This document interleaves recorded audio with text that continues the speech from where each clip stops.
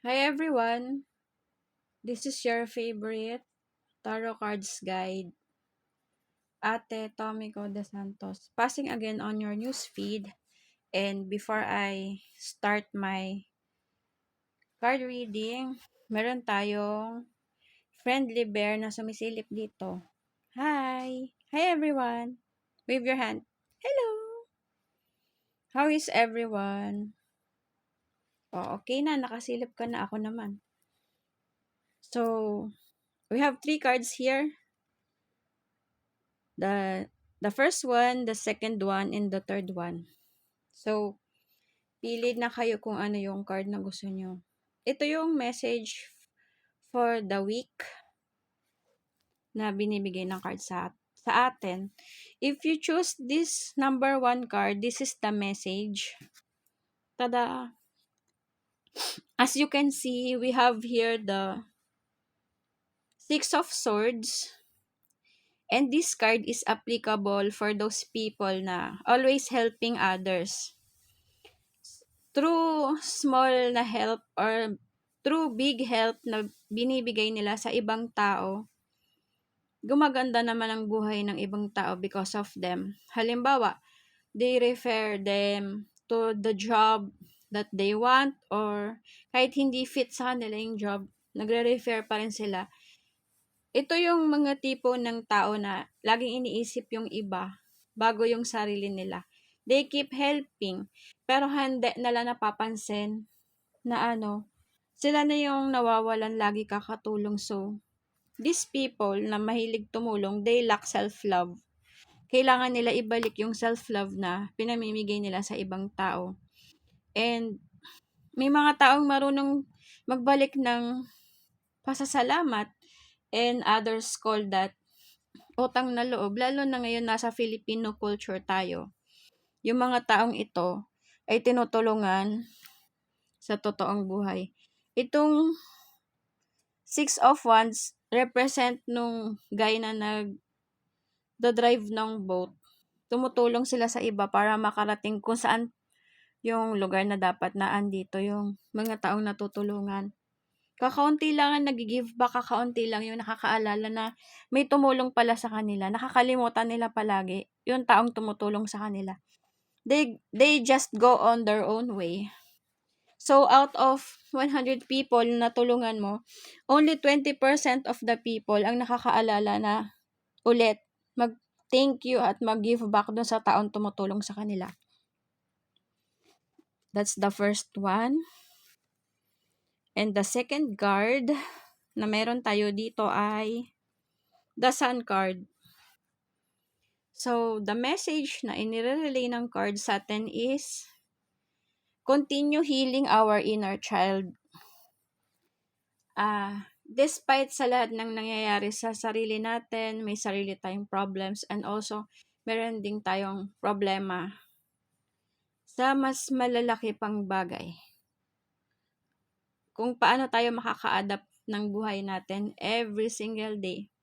Meron nga tayong kanta, 'di ba, nung I just forgot the name of the singer, pero ang nakalagay doon sa kanta is I'm a survivor of all the struggles na meron tayong nararanasan every day. Maybe sa family o sa sarili nating self-esteem, financially, yung traffic, presyo ng bilihin, and so on and so forth. Mag-connect pa tayo lalo dun sa healing natin, self-healing, self-love. Lagi nating ipa-prioritize yung sarili natin. Ito lang kasi yung isa sa mga positive things na magagawa natin para lumaban sa everyday life. Hindi kasi porket isip bata, kulang-kulang na siya. Yung pag-enjoy natin ng mga things na hindi natin na-enjoy ng maliit tayo, it's okay. It's self-healing. Karapatan ng bawat tao na mag-enjoy. Lalo na ng mga taong nakadukdok sa trabaho. Karapatan ng mga tao yon. That's our Sun card. And the third one is the Strength card. Do sa mga taong pumili nitong number 3, so siya, 8 of number 8 card siya. So, may halo dito and strength card.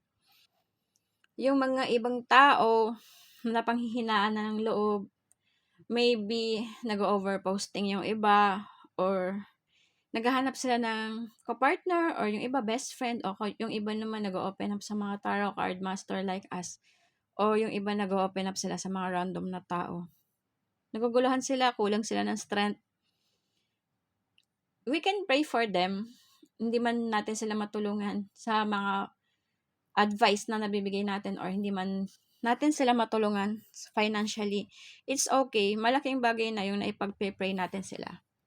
Para lang siyang isang kandila na nabasa, tapos paputuyuin mo yung kandila and lalagyan mo ulit siya ng sarili niyang apoy.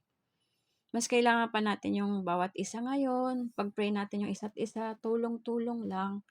And kung ano man yung maibibigay natin, welcome lang naman din yun sa taong tinutulungan natin. So, ayun. Just continue doing good sa people. Mag-expect man tayo o hindi kasi nakikita ni God na mabuti yung heart natin. So, just continue doing good. Just continue doing good. Don't pretend na mabait kahit hindi ka naman mabait.